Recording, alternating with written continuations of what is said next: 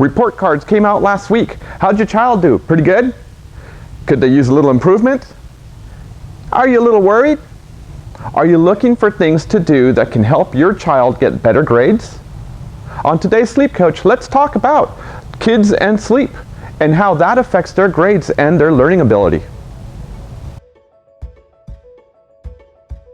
So before we start, I want to just bring up the fact that I'm not just talking from research, I'm also bringing forth experience of raising children and also seeing how their grades can suffer because of lack of sleep.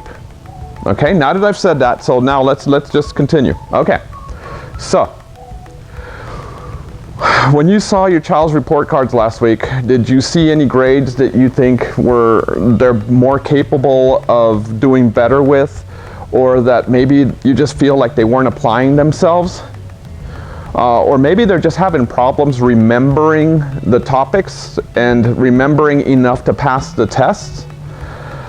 A lot of times that actually comes from a lack of sleep. The inability to focus and the inability to memorize topics, or the inability to actually learn and pick up on what the teacher is saying or what's being taught, is actually blocked by a lack of sleep. Now you're thinking to yourself, well, okay, but my child sleeps at least 7 hours a night. Well, let me tell you, studies and research show that any school-age child is better off sleeping anywhere from 8 to 11 hours a night. Now think back. If your child's going to sleep at 10 o'clock at night and yet waking up at 6, how much of that is true sleep? Because we all know that when they lay down, they're not really going to sleep. They're laying there, they're playing with, they're fiddling with them with their thumbs, they're sneaking in, their tablet or whatnot. How much of that is real sleep? And it would surprise you to know that the majority of children can take up to an hour to 2 hours to really literally fall asleep. Now, if you're blessed with a child that falls asleep quickly, whatever, just don't rub it in. We don't need to know that. The majority of us have kids that will take forever to fall asleep or will look for any reason to come out of their bedroom. And I know I'm speaking to a lot of you right now, because a lot of them, you lay down, you've told them, hey, go read, or you've told them, go take your shower, then go to bed, and they look for any reason. Oh, I'm thirsty. Oh, I'm still hungry. Oh, I'm this. Oh, I'm that. Okay, how do you fix that? Well, okay, we're going to address that too. So, number one, your child needs 8 hours or more of sleep if your child is a school-age child, okay? You can get away with 7 hours, but you really can't get away with anything less than that. And the reason being for that is that as a child learns, and this is especially true for babies, as a child learns, they need sleep to actually record the day's lessons into their brains. So, like, they have a heavy day at school, they know they picked up some stuff, but the inability to record it and ingrain it into their brains is reliant on the lack of sleep that they got the night before. So if you're looking for the quickest way to fix your child's GPA or fix your child's grades, then the answer is have a bedtime routine. And we've addressed bedtime routines before. Stop the TV about an hour before bed. Take a nice warm shower. It helps you unwind. It helps you just kind of get rid of the day's worries. Okay? Read. Whether you read to them or have them read, just have somebody pick up a book. Okay? It calms you, it distracts your mind, it's very important to do. And if your child has a phone, that phone really should not even be in their bedroom. Oh, but my child uses it as an alarm. Really? That's the excuse you're going to use? Because your child's future depends on this. So take the phone, put it in the kitchen, buy them a watch with an alarm, buy them Buy them a cheap alarm clock. It's $8 for crying out loud. It's your child's future. It's your child's grades. And I don't mean to sound preachy, but I've seen it myself in my own house where we forget these standard things, and it truly bugs me when we actually stop to think about it. So, routine. An hour before bed, the TV goes off, or an hour before bed, the child goes to take a warm shower. They can lay down and read a book for an hour. They can just generally unwind. And then at 9, whether you want to put them to bed at 9 or if you want to put them to bed at 10 o'clock, 9 o'clock's better, but 10 o'clock's acceptable. If they're waking up at 6, then that's perfect. At that point, what you would do is make sure that it's lights off. All screens have been off. All excitable or all pieces of excitement in the bedroom has been put to the side.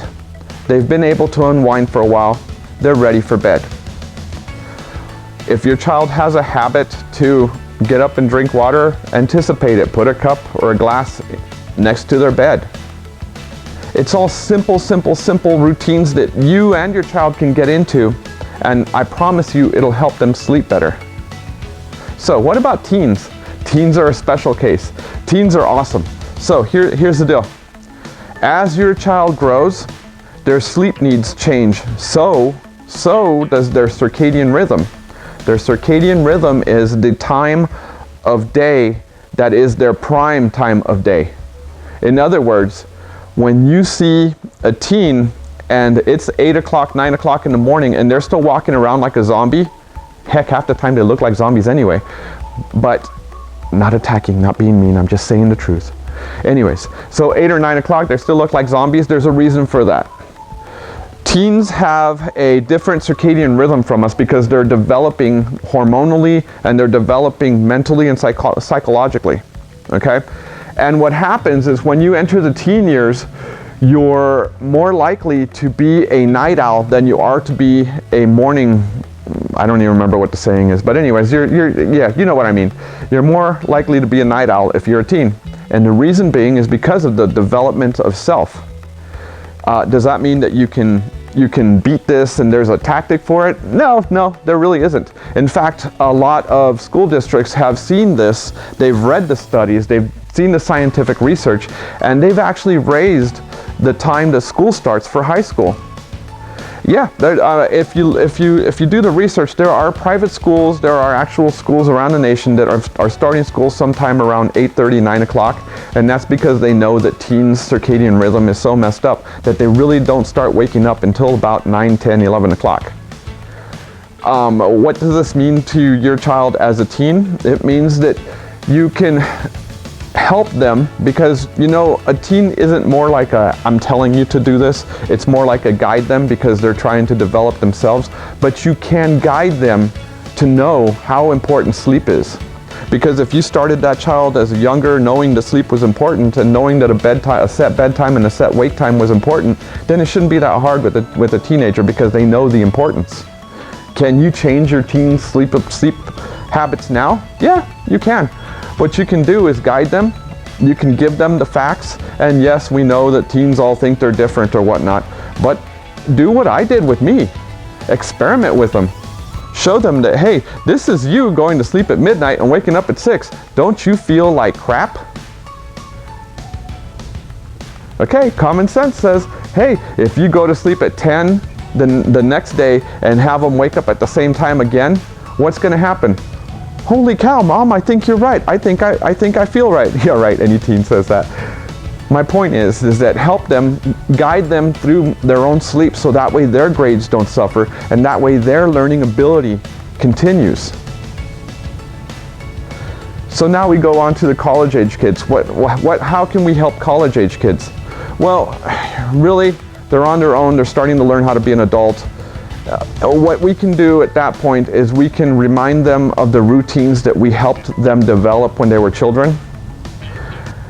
A child in college is looking for their self and they're looking for being their own person, but it doesn't hurt when you as a parent help them throughout their entire life set up a good bedtime routine. Now, am I saying that a child that's already in college, can you help them or whatnot? You can. You can lead them to know the importance of sleep. You can let them know that their own heroes, the stars or whatever YouTube person that they're talking about, the sayings are no longer, I'll rest when I die. The sayings are, I need enough sleep so that way I can be the best me that I can be. And with that, I'm going to share the charts and everything from the National Sleep Foundation so that way you can see the research. I'm also going to share a couple of links to other stories where parents have taken bedtime routines and they've kind of mastered them. And I hope that this video has been helpful to you. If it has, please like the video, share the video, help us get to more people so that way we can all enjoy a better life through better sleep. Especially parents. Think about the parents that got the report cards where their kid was an A student and now all of a sudden they've got 2 or 3 C's in there. What went wrong? Well, I can tell you 90% of the time it was the child's lack of sleep during that quarter. With that, I'm Javier, this has been Sleep Coach, and if you have any questions, please contact us at Live Well Mattress and Furnishing Centers. Until next time, have a great day.